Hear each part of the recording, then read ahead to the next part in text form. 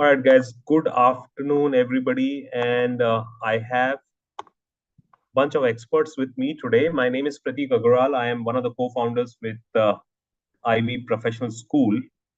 Give me one moment. I'll start the recording as well. Yeah. All right, great.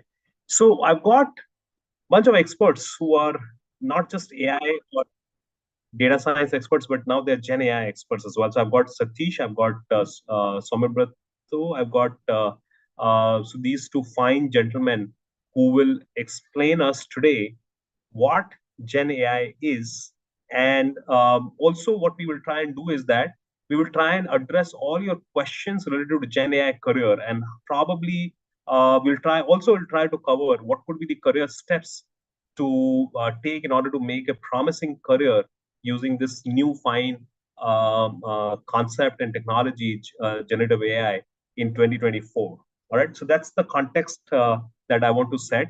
And I'm going to also ask these fine gentlemen to explain their profile to everybody so that we all know what kind of background they come from and what kind of expertise that they have, especially in the realm of generative AI. Thank you, Satish. Thank you, Soumya brother, for joining us right on time. If I may ask about your profiles, Satish, starting with you. Sure.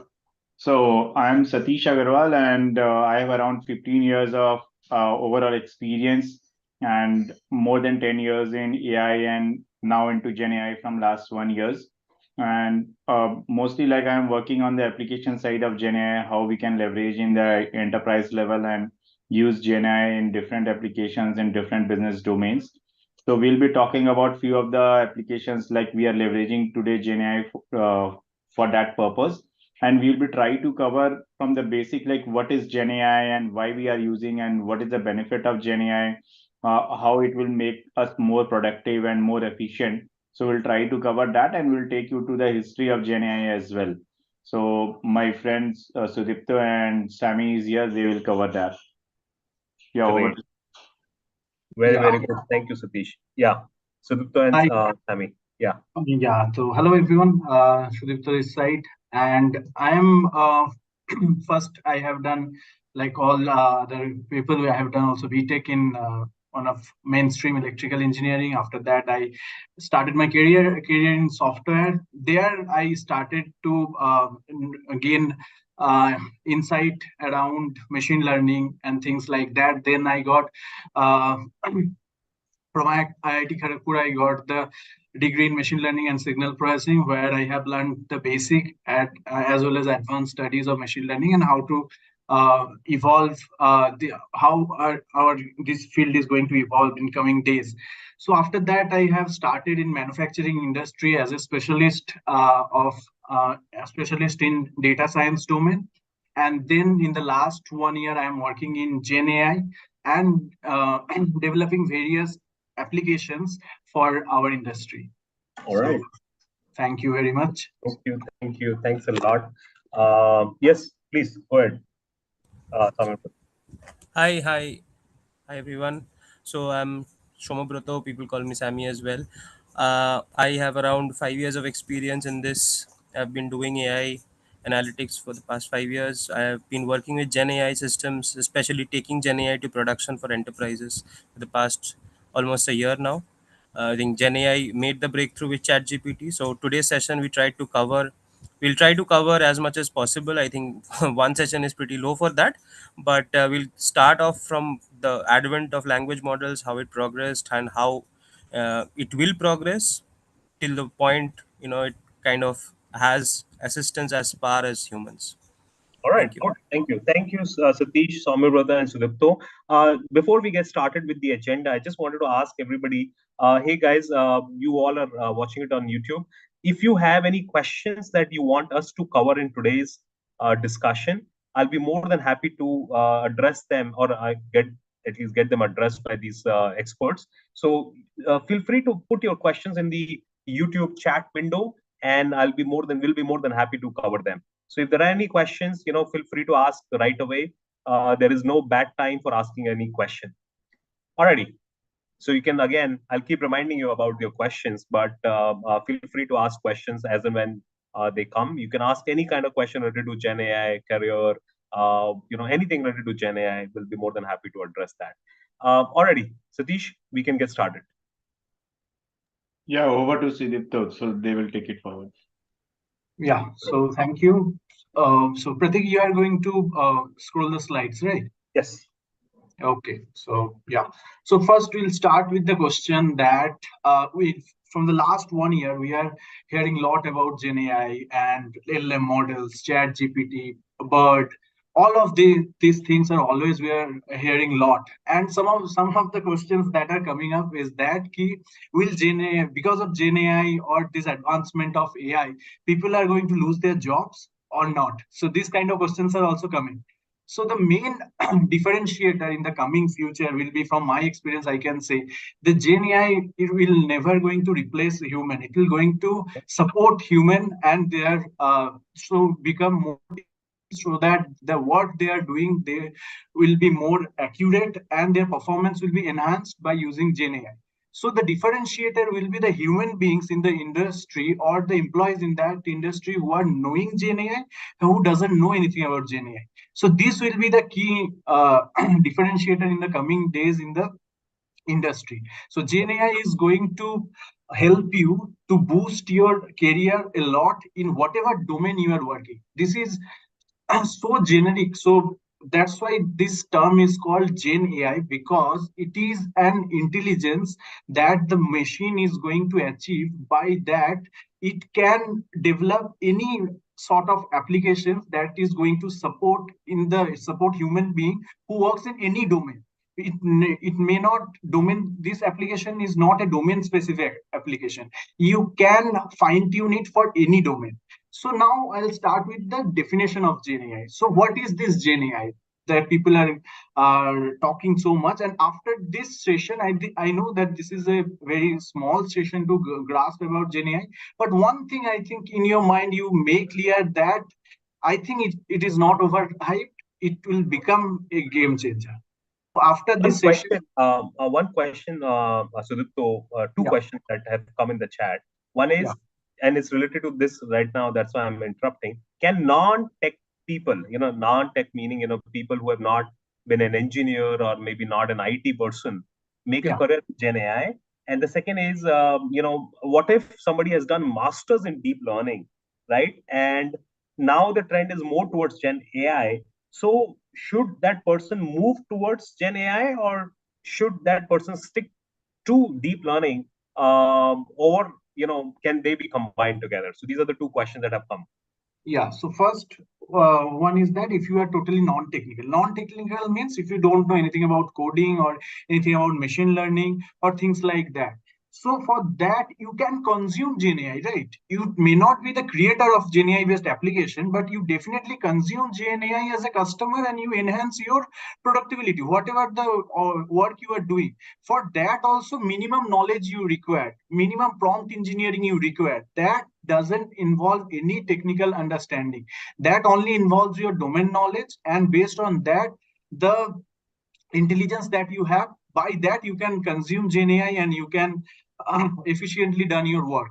And the second one is that if you have a degree on deep learning, or if you have a knowledge on deep learning, definitely that is a great advantage, because GenAI is a model which is a amalgamation of machine learning, specifically deep learning. Deep learning obviously comes under machine learning only. So machine learning, specifically deep learning, and after that NLP and reinforcement learning. These three are the key attributes of machine learning or AI, whatever way you want to call, you can call it, but these three are quite important. Apart from that, obviously there are some explainable AI is also there, but these three, the major part is the natural language processing, because we are communicating with GenAI bots with using natural language. So that's why natural language is the key part. So in the subsequent slides, I think you'll get definitely a good idea about GenAI. And if you have a background of deep learning, machine learning, this is definitely going to help you, because then you know that how this model works. Then it won't behave like a black box or a something superficial to you. Understood. All right, let's continue. Yeah, so we'll start with the session that GenAI is nothing but a generation of artificial intelligence that simulate a human-like intelligence, and it will add a cognitive human functions to the machine. So initially, without GenAI, before that, whatever the AI we are doing, that is narrow AI. Why we are calling it a narrow AI? Because the scope of that particular AI or the model that we are developing is based for a particular task. So we are developing it. We are want to develop a particular model for a particular task. Therefore, that we have to gather historical data. Based on that, we have to do training, and all of these things we are doing task specific. So your model that we are deploying from industry perspective, suppose predictive maintenance we are doing, suppose in the NLP you are doing something like your email is spam or not, this kind of task you are doing, but that is one task specific model development that we are doing. So that's why the scope of that particular model is narrow, or that particular AI job is narrow. That's why those are called narrow AI. But this Gen AI is not. So that is the major advantage. So next slide, if you move on, will show you that Gen AI is a true game changer because we have done so many things using Gen AI. So these are quite superficial things that we have done using Gen AI to show the capability of Gen AI. So one Yeah. movie has been developed which is completely AI based, and that is also getting customer satisfaction. It's not like that we have developing something and people are not going to enjoy it. Book has been written using GenAI. And the ad, I think in India, that Cadbury Day celebration ad that we all have seen, right? That Amitabh Bachchan is saying the pronouncing your shop name in a ad. So that is quite means intriguing when we see that. But how that has been done? That all these things are the product of GenAI.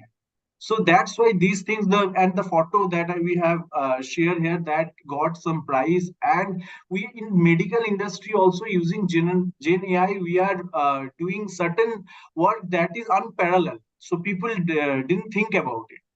So these are some superficial examples that we have shown, far-fetched dream that we are trying to achieve using GenAI.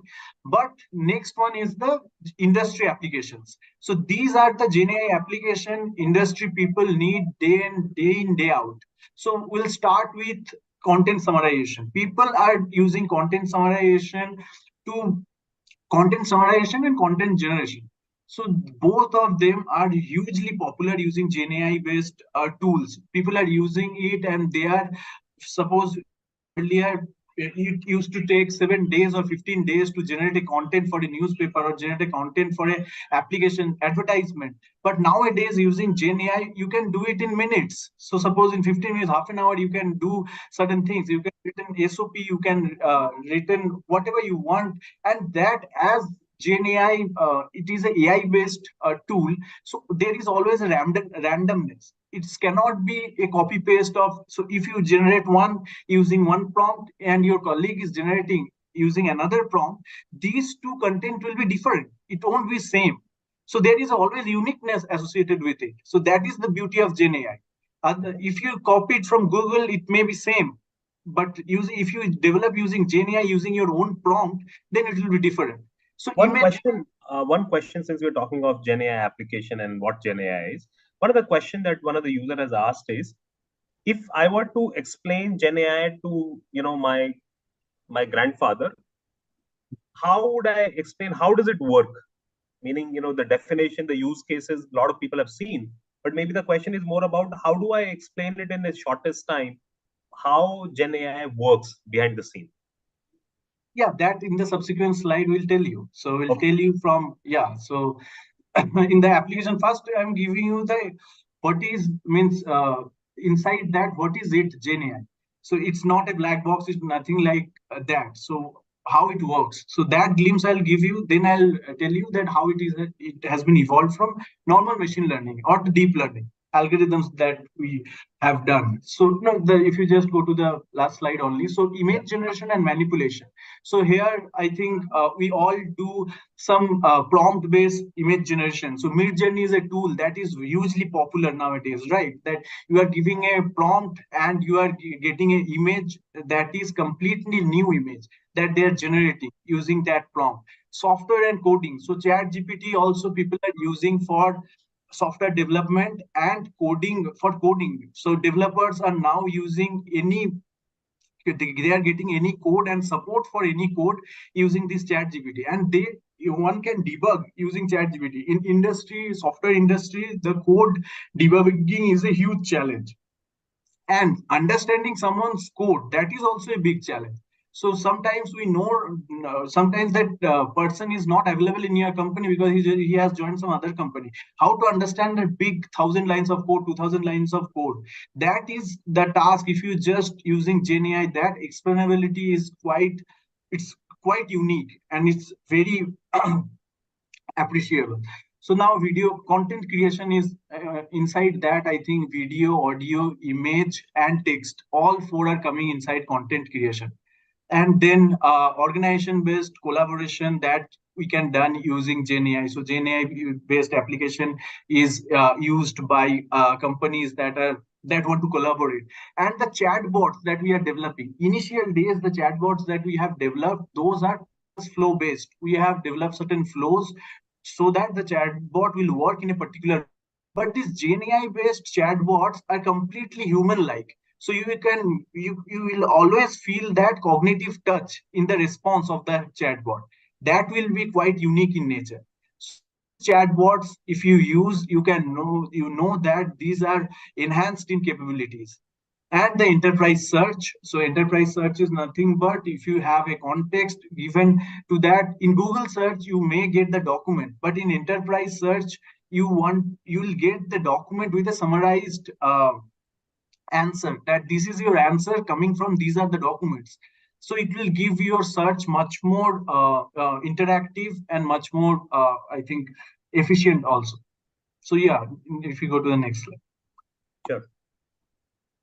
So these are the GenAI based tools, few tools that we have mentioned because these are quite popular. Chat GPT, that is the first eye opener using GenAI, where we all started using that open source tool. Initially, it was open source. Now the Chat GPT 4 has come. So GPT 4, I think, to use that, they are asking certain amount. Google Bird is another tool that has been developed by Google, that is also GenAI based tool. And Midjourney, I think in image, Midjourney is quite popular. OpenAI also has a tool in image that is called DALL-E.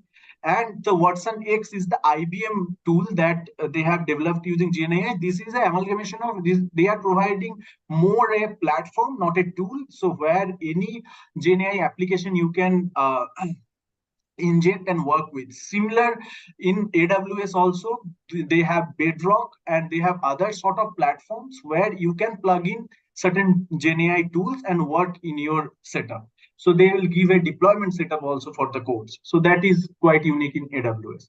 So these are one the question. So yeah. one question. Watson X by IBM is also an LLM. This is Watson X, as I have mentioned. This is kind of platform they have given, so you can inject any LLM. Pratik, Sudipto, just one second. Pratik, the LLM is known as Granite. Okay, in Watson X. Yeah. Okay, understood. Yeah. So if we just go to the next slide. Sure.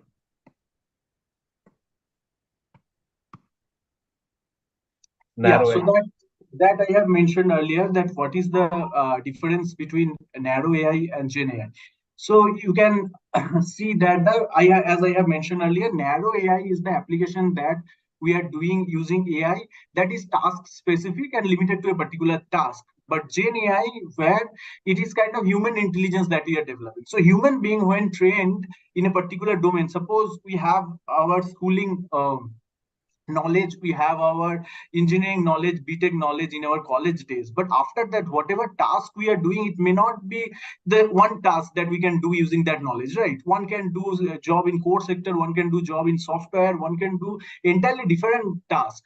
So that is the intelligence GenAI has. So it has a general intelligence that is going to help to perform any sort of task. For that, you may little bit of fine tuning may require, but that we are also do. So the same human-like intelligence that we are trying to develop in GenAI. So in narrow AI, also the second point is the fixed domain model. So as we know that if there is a domain model for defect prediction or classification, image recognition, so these kind of model provided by the programmers, but here the model will self-learn the reasons why from that particular operating environment. So there in the fine tuning, that's why self-learning is coming up, because the learning here is based on reinforcement of reward and penalty. So that's why self-learning is always there in GenAI tool. So here for that narrow AI, we required in supervised learning, we required labeled examples. But in GenAI, few examples are enough because there is a basic background knowledge associated with it. You want to add few more example, only few short learning. Using few short learning by giving 2-3 example, you can fine tune your GenAI model for that particular task. So enormous amount of labeled data is not required. So yeah, so one question that keeps coming is people talk of zero shot learning, few shot learning, right? Zero shot, and then few shot, and then complete fine tuning, right? Yes. So what is the difference between all of these? Yeah, so there are three aspects. As you have mentioned, fine tuning is entirely different. Fine tuning, so you have to arrange a set of question and answer to fine tune that. But for few shot, suppose there is a GenAI that I want to use for insight generation or classification, for classification task. In narrow AI, what we require for classification task, we need for deep learning, we required minimum 1,000 or more than 1,000 level data, so that it will learn and it can give you result accurate, 90% accurate results for that particular task. But here in GenAI, what we can do, suppose we are giving that this is the text, this is a spam mail. You just write one or two mail bodies, you just give, and you can tell that this is a spam mail. So if similar set of mail will come automatically, it will give you that this is a spam mail. Thousand sort of data, labeled data is not required. So why this is possible? Because there is a already knowledge base associated with that. When you are using this small example, the uppermost layer of GenAI fine-tune using these examples, not fine-tune actually, only the uppermost fine-tune, don't go with the tag of fine-tuning. So here only for that task, using this few shot, it will automatically get the knowledge, I have to do this task. Fine-tuning is little bit elaborate in nature. So in fine-tuning, you have to set, suppose you want to generate insight from a particular document, an insight in particular way. So here you have to give it 20 or 20 sort of question and answer that you want to give to the model, 20 to 100 set of question and answer. How much?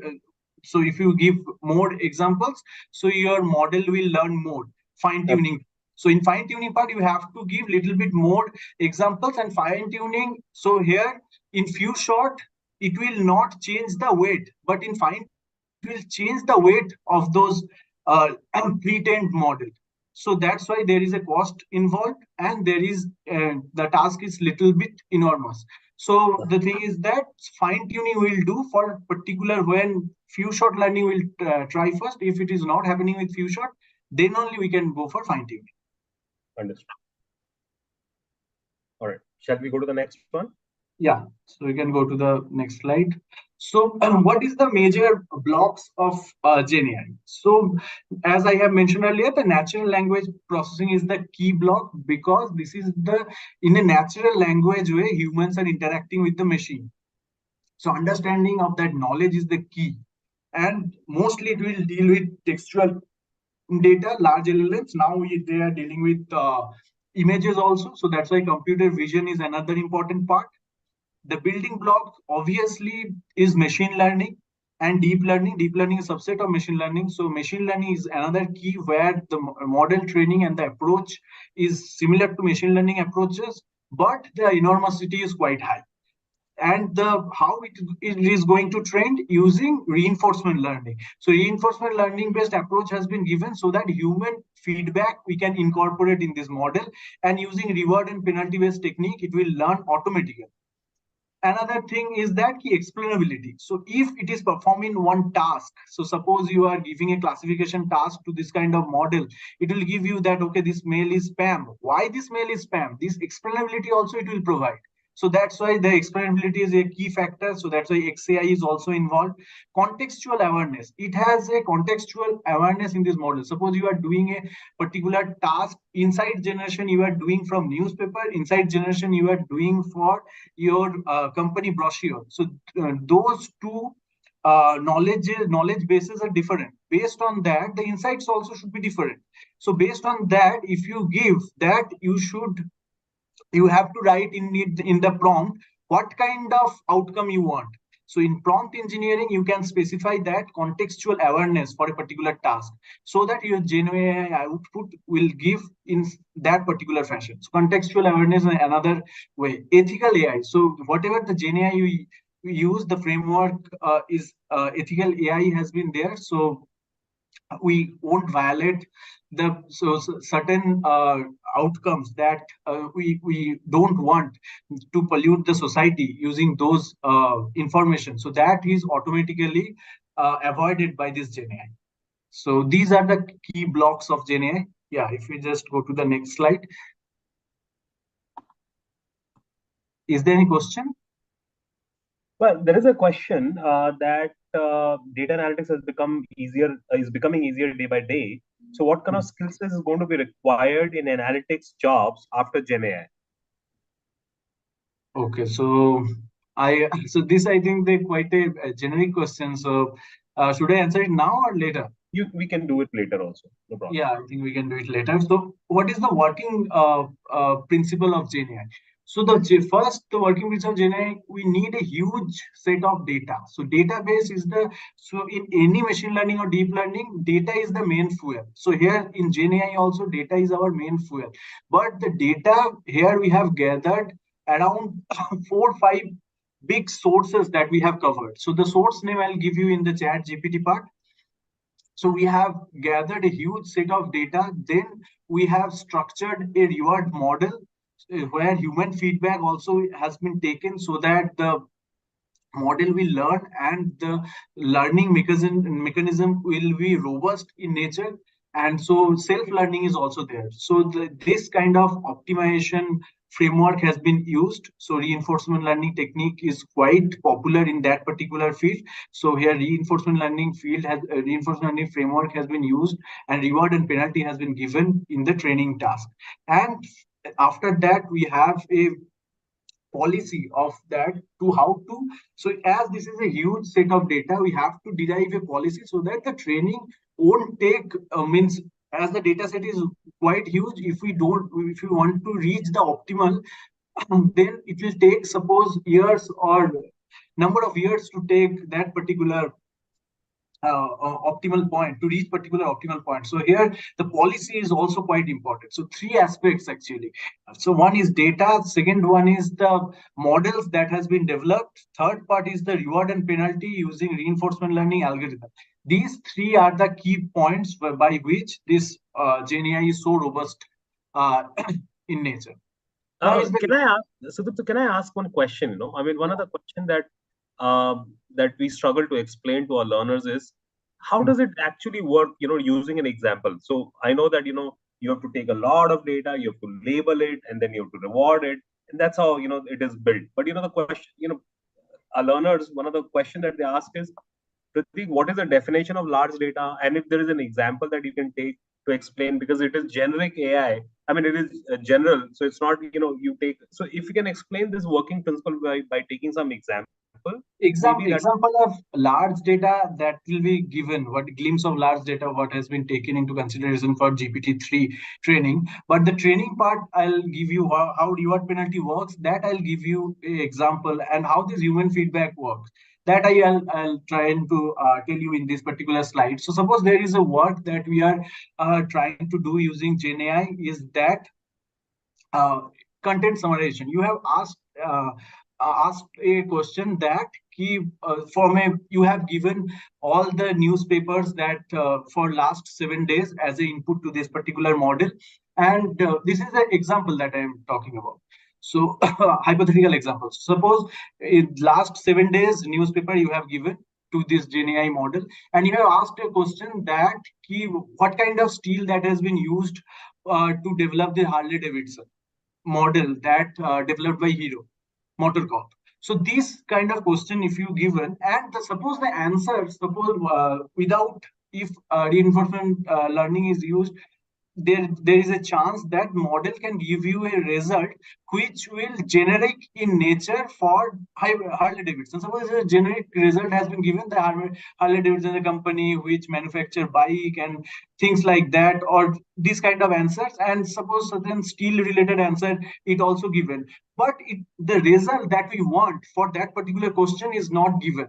So we have a benchmark that the result should be this kind of steel has been used, and this is the quantity of steel and procured from this company. This lot of information you will want from that particular question, but the answer that is given, that is quite generic in nature and not related to that particular question. So here this kind of answer will be highly penalized in the training process, so that when you will give, the answer and there is a distance associated with it, so that policy will decide how close, if you give that answer to original answer, the reward will be given to that particular learning. So by this reward and penalty process, the model will learn how to give means answers that is wanted by the customer or wanted by the user. Got it. Understood. Okay, good example. Thank you, Sudipto. Should we move to the next slide? Yeah. If you just go to the next slide. So this is the GPT-3 training dataset. So Common Crawl database has been used 60%, Web Text 2, Books 1, Books 2, Books 1, Books 2 are several set of books, and the entire Wikipedia data has been used, that is considered the 3% of the whole dataset. So this is the enormity of the data, and what is the architecture? 96 decoder layers has been used, and the computational power also that is required to develop this kind of models is 285K CPU cores, 10K GPUs, and 100 Gbps network connectivity. So when we think that what is the background that has been given to GPT, the knowledge base that has been created over the years, and using the computational power also huge that has been taken for this kind of computation. And this is not built in one day. GPT has not in 2023, we all feel like that, okay, the chat GPT came and this is not a invention in one day invention kind of thing. So it started long back. The concept started from BART in the transformer models, then GPT-1, then GPT-2, then GPT-3, then chat GPT, and now chat GPT, GPT-4. So first it came on to 2018, then 2019 GPT-2, where if you see in the coming slides, we'll show you the number of training parameters. To train parameters, there is a huge jump. So I just give you a glimpse that in the parameters that used in GPT-3 is more than 160, and it's in billion. One question here, Sudipto, sorry I'm interrupting, because you're talking about parameters. What is, give an example of few what is parameter when we say billions of parameters, 200 billion parameters? Is it number of records? Is it number of, what is it? No, this is the model. In model, there is particular, if we do all work with neural networks, right? Basic neural networks, there are some hidden layers. In hidden layers, there are some parameters that we have that the machine is going to learn using from after training. Those parameters these are called actually model parameters. So these these model parameters are going to learn and store the knowledge. So whatever the data set you use, this huge lot of data, the knowledge is behind these parameters, inside those parameters. So that's why in the neural network also, by training, after training, why we train? We train to learn those parameters. And in hidden layer, there are suppose 1,000 parameters in basic shallow neural network. But here we are talking about 160 billion parameters. So you can imagine that part. Understood. All right. Very good. Yeah. So if you go to the next slide. So journey of language model from RNN to GPT. So we all know that in the this is the technical part that we are going to so now the entirely it will be a little bit more technical. So before that, in the chat GPT generic question, or what's the time, Pratik, so we can go in deeper. Okay. So sorry, before we go deeper, maybe two questions. One, let's take into that question. Let's take into account that question that data analytics is becoming easier day by day.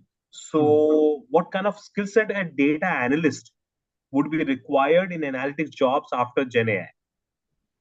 Okay, so data analyst, right? So here the terminologies are quite important. Yeah, So there are data scientists, there are data analysts, there are data engineers. right. So three different roles, Let's talk of all the three roles maybe briefly.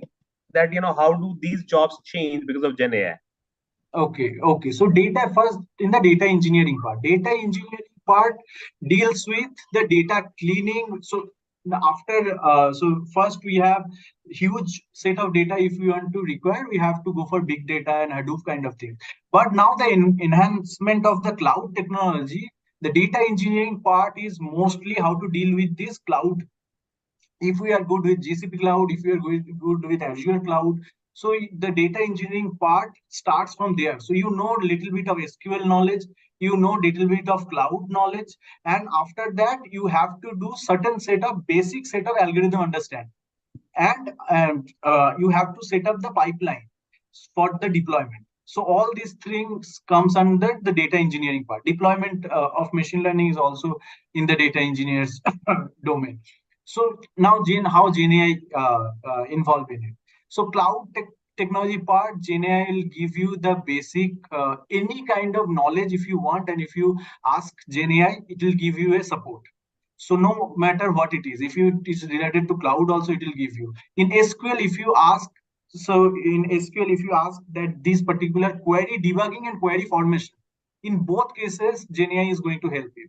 If you give a particular task that I want to generate a query for this particular table, for these are my column names, and this is my condition, this is my joining condition. So if you ask this question, what should be my joining query? GenAI automatically prompt you a right query for that particular database also.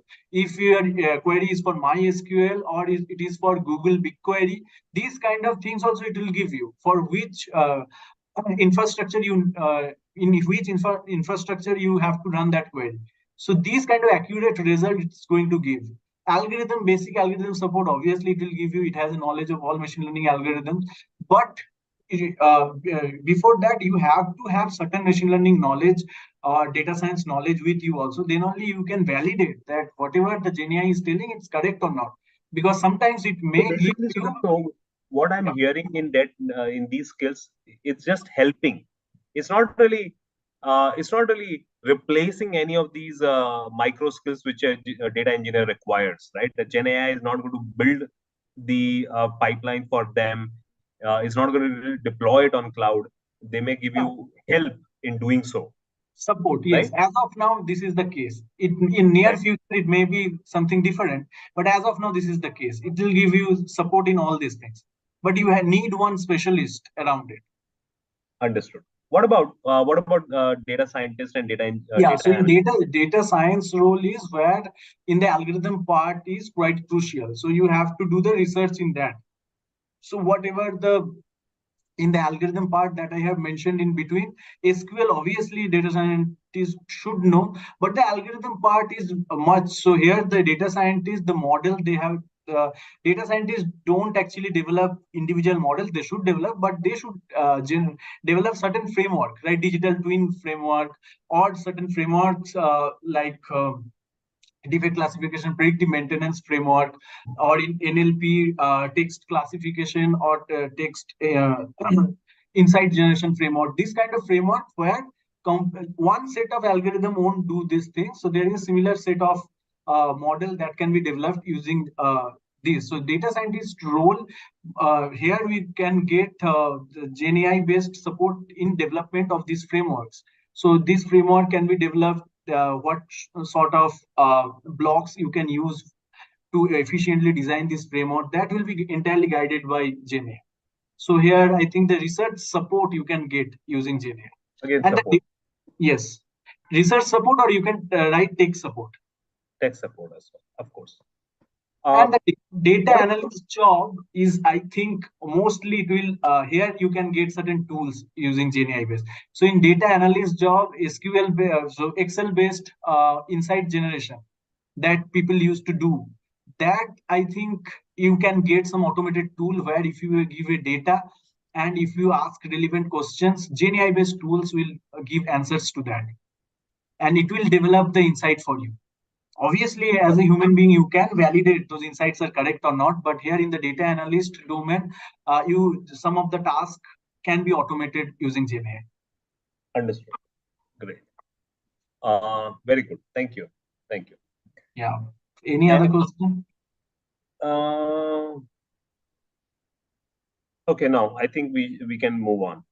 Yeah. So now we'll start with the basic recurrent neural network. Here So we have we have around 8 minutes or so for this segment, Sudipto. Okay, so I'll just give a brief overview. So from where it started. So we all worked in recurrent neural network. The recurrent neural network is quite popular in case of sequence data. So text information is nothing but a sequence data only. So here we are dealing with enormous large amount of textual data. So why we are not we cannot use recurrent neural network here?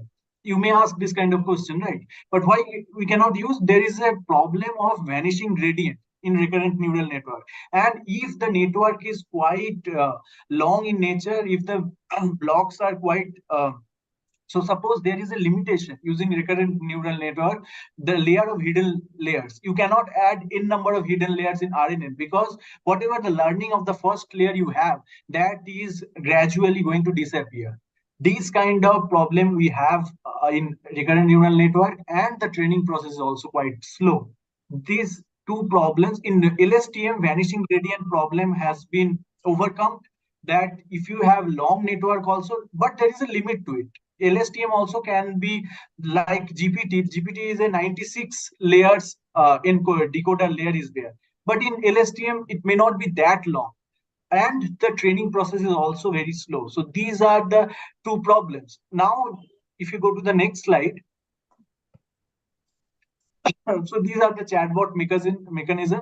After LSTM, we have used, so encoder decoder concept is there. So whatever the input we are giving, we are trying to encoding it in a reduced dimension, and after using that reduced dimension, we are decode it to a output, give to the results that we are going to consume. So they are an encoder decoder layer. So in this is yes. Can you explain? Because encoder decoder is an important thing for a lot of people to understand. A lot of people have absolutely no background of what is the meaning of encoder, what is the meaning of decoder. So can you explain this with an example, maybe the example that is given on the screen? Okay, so this is a language translation example that has been given. Suppose there is a English language you have given, and you want to convert it on French or Spanish or something else you want to convert. So first, what we'll do, we have a huge set of English data set with us, and we are trying to encode it, and we are trying to reduce the dimension of the data. And so what does it mean when you say encode and reduce the dimension? Encode means, so we are developing a neural network by which we are trying to retrieve the information, but not the entire text. So from the entire text, we are trying to get the knowledge, and from that knowledge, using decoder, again we are trying to convert it in another language. So for that, so encoder decoder actually is a huge field. So we have to give a proper course, half an hour course for that to understand it completely. But we can understand in layman language, it's like that. There is a set of neural network that has been used to encode English language to a lower dimension. So suppose there is a 10 line of paragraph that has been used to encode, that has been used first, given to the encoder layer. Encoder layer learn from each and everything from that sequence of that each word it trying to understand and give particular weightage to it, and then using decoder it is trying to translate it to another language. So decoder is another set of neural networks. So you can use RNN-based encoder or RNN-based decoder where the learning principle will be RNN. You can use LSTM-based encoder, you can use LSTM-based decoder. But the problem that this encoder decoder, RNN-based encoder decoder or LSTM-based encoder decoder having is that there is a problem with that. Suppose the cat ate the mouse. Here, cat ate mouse, everything is given similar weightage. That is not important, right? The cat is more important and the mouse is more important in that entire sentence. And that's where, if you go to the next slide, attention mechanism came. So in the attention mechanism, what is the key part to this is that we are going to give more weightage to the main words of a particular text. So that's why attention is a key feature. After introducing attention, if you just go to the move to the next slide, after introducing attention, what is the problem that we are solving? We can process now parallel words. Earlier, the sequential words we are going to train. So if a sentence we are going to learn, we learn in sequence basis. So the training time is quite huge. And as I have shown you in GPT-3, the number of data set is enormous. So if we go in sequential approach to learn the entire data, then the time will be huge, right?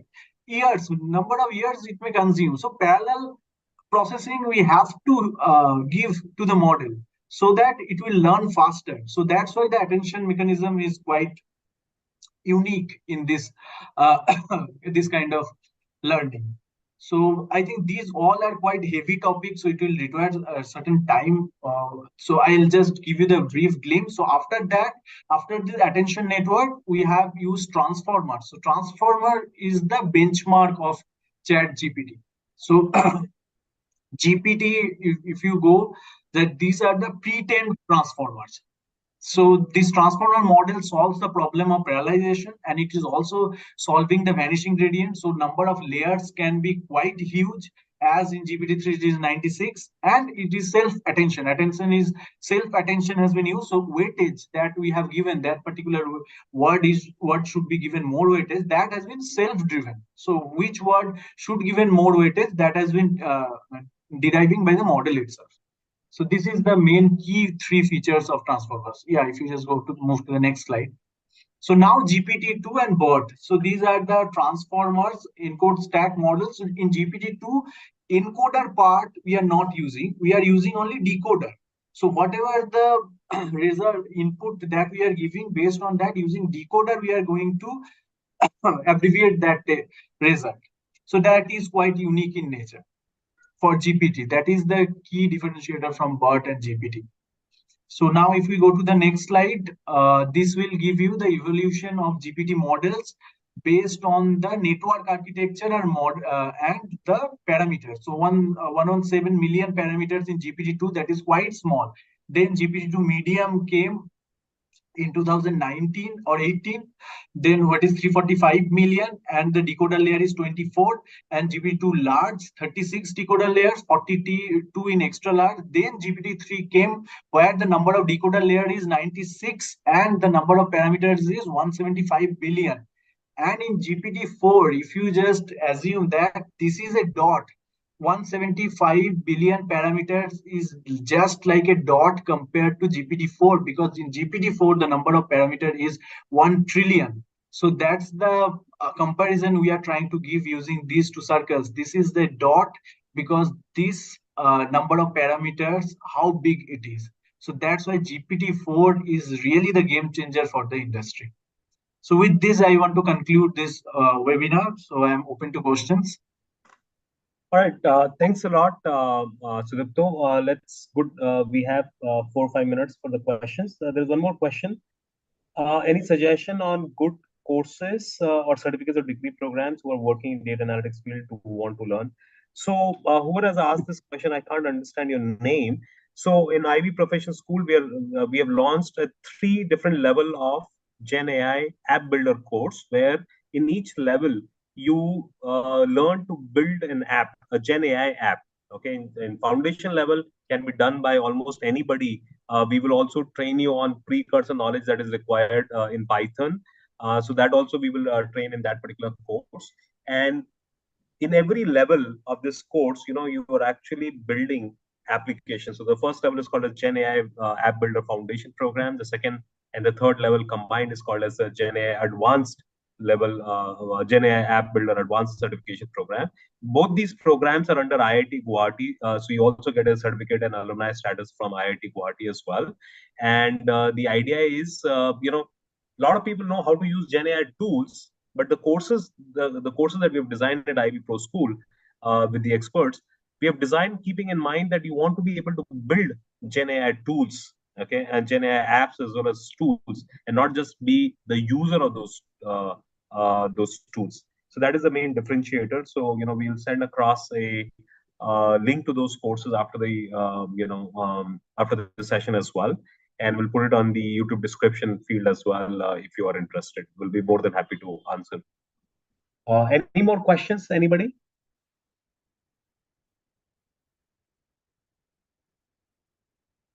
All right.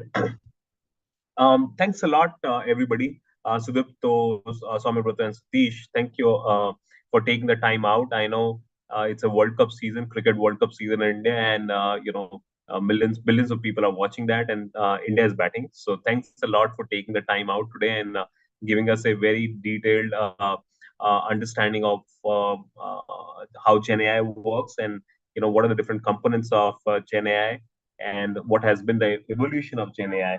One more last question that has come. So, how much mathematical knowledge is required to learn GenAI? Understand GenAI, as I mentioned, the building blocks are same like deep learning. So in deep learning understanding, we know to understand this, a little bit of statistical and mathematical knowledge is always welcome, and that is quite necessary also. But if you want to consume GenAI, for that I think you don't need anything. You have to use the application. You have to know about the prompt engineering. That is the main key differentiator to get good result and ordinary result. So in the prompt engineering part, you need domain knowledge and your intelligence for that. And based on that, you can develop applications by consuming GenAI APIs. All right. So okay. Yeah. That makes a lot of sense. Thank you, Sudipto. Thank you. And guys, don't forget to subscribe to the YouTube channel.